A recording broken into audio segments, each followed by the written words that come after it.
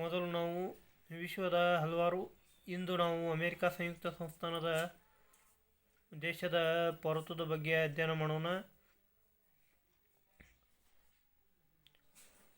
ಹಲವಾರು ದೇಶಗಳ ಪೌರತ್ವ ತತ್ವಗಳನ್ನು ಅಧ್ಯಯನ ಮಾಡಿದಾಗ ತಿಳಿದು ಬರುವುದೇನೆಂದರೆ ಹಲವಾರು ದೇಶಗಳು ಏಕಪೌರತ್ವ ತತ್ವವನ್ನು ಹೊಂದಿವೆ. ಆದರೆ ಅಮೆರಿಕವು ದ್ವಿಪೌರತ್ವ ತತ್ವವನ್ನು ಹೊಂದಿದೆ.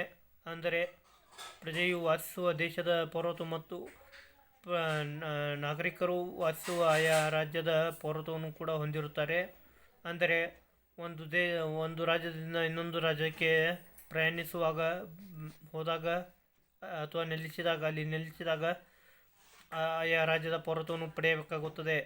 ಆದರೆ ಭಾರತದಲ್ಲಿ ಏಕಪೌರತ್ವ ಪೌರತ್ವ ತತ್ವವಿದೆ. ಅಂದರೆ ಇದು ಏಕಾತ್ಮಕ ಸರ್ಕಾರದ ತತ್ವವಾಗಿದೆ.